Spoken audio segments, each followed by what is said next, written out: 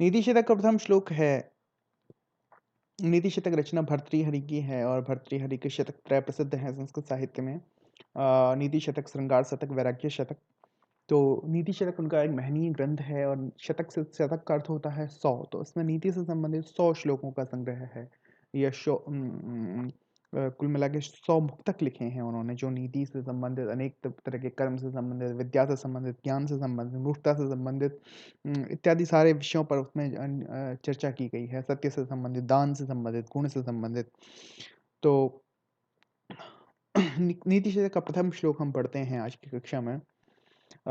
भर्तृहरि कहते हैं कि पहला प्रथम श्लोक मंगलाचरण श्लोक है। किसी भी ग्रंथ के आरंभ मंगलाचरण से होता है। तो श्लोक है दिक्कालाद्यनवच्छिन्नानंत चिन्मात्र मूर्तये स्वानुभूत्येकमानाय नमः शांताय तेजसे। इसमें एक एक विशेषण देखें हम ईश्वर की स्तुति में, परमात्मा की प्रशंसा में, स्तुति में, वंदना में किन किन शब्दों का भर्तृहरि ने प्रयोग किया है। पहला है दिक्कालाद्यनवच्छिन्न। दिक दिक का तात्पर्य होता है दिशा, और काल, दिक का हम अगर सही अनुवाद करना चाहें तो हम उसे स्पेस कह सकते हैं। काल, काल का अर्थ होता है समय। दिक काल आदि, दिक काल आदि, दिक कालाद्यनवच्छिन्न, आदि अनवच्छिन्न, अनवच्छिन्न। जो दिक काल आदि से अनवच्छिन्न है। अनवच्छिन्न शब्द बनेगा न अवच्छिन्न से।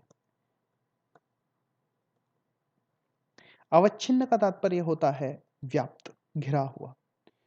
जो भी पदार्थ, सांसारिक पदार्थ हैं, समस्त पदार्थ हैं, वो दिक और काल से अवच्छिन्न हैं, दिक और काल से व्याप्त हैं।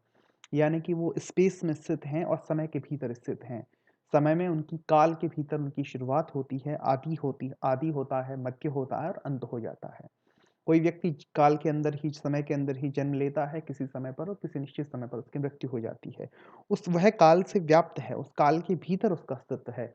इसी तरह से कोई व्यक्ति किसी निश्चित स्थान को घेरता है, निश्चित जगह को घेरता है, निश्चित दिक को घेरता है, उस स्पेस को घेरता है, और वह उस स्पेस से घिरा हुआ है, उस दिक से घिरा हुआ है, उस दिक से व्याप्त है। तो जो भी संसार के पदार्थ हैं, जितने भी पदार्थ हैं, वो समस्त पदार्थ दिक और काल से अवच्छिन्न हैं, दिक और काल से व्याप्त हैं। लेकिन भर्तृहरि कहते हैं कि जो परमात्मा है, वो दिक काल आदि से अनवच्छिन्न है, दिक काल आदि से अवच्छिन्न नहीं है, दिक काल आदि से व्याप्त नहीं है। यानी परमात्मा दिशा के भीतर नहीं है, परमात्मा स्थान नहीं घेरता, परमात्मा किसी जगह के भीतर नहीं है, और ना ही परमात्मा काल के भीतर है। ना ही परमात्मा का कोई शुरुआत होती है, कोई मध्य है समय के भीतर, और कोई अंत है। ना ही दिशा के अंदर, स्थान के अंदर परमात्मा यहाँ से शुरू होता है और वहां जाकर जाकर समाप्त हो जाता है। अत्र और तत्र जैसे कोई भाव नहीं है। तो परमात्मा दिक् काल आदि से अनवच्छिन्न है, दिक् काल अत्यनवच्छिन्न। तो जो दिक् काल आदि से अनवच्छिन्न है, अनंत, इसलिए जो अनंत है, जिसका कोई अंत नहीं है, दिक् काल अत्यनवच्छिन्न अनंत चिन्मात्र मूर्त है। तो जो अनंत है, जिसका कोई अंत नहीं है, ना कहीं से शुरू होता है, ना कहीं पर खत्म होता है, ना कभी जन्म लेता है, ना उसकी कोई मृत्यु होती है। दिक् काल अत्यनवच्छिन्न अनंत चिन्मात्र मूर्त।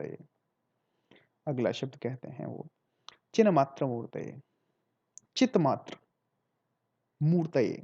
उसकी मूर्ति क्या है परमात्मा की, उसका स्वभाव क्या है?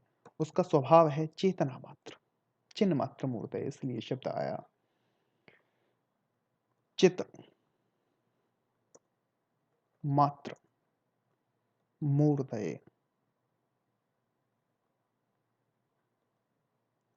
चेतना मात्र ही उसकी मूर्ति है, चेतना मात्र ही उसका स्वभाव है।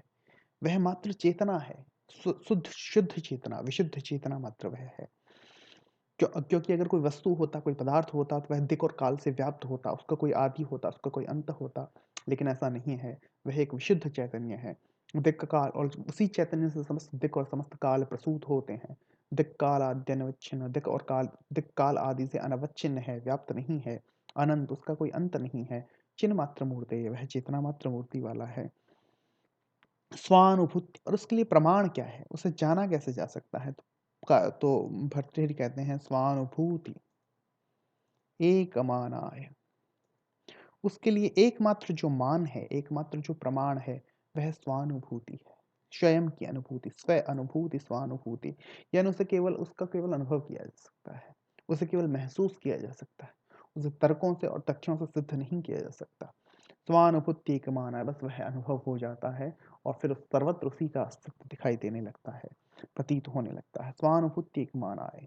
नमः शांताय तेज से, नमः नमस्कार है उस शांताय, उस शांत को, तेज से, उस तेज रूप को।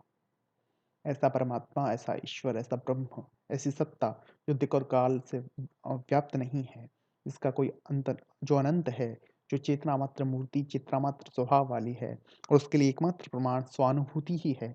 उस ईश्वर को, उस परमात्मा को, उस ब्रह्म को, उस शांत और तेज रूप परमात्मा को हम प्रणाम करते हैं। इस तरह से श्लोक का अंत होता है।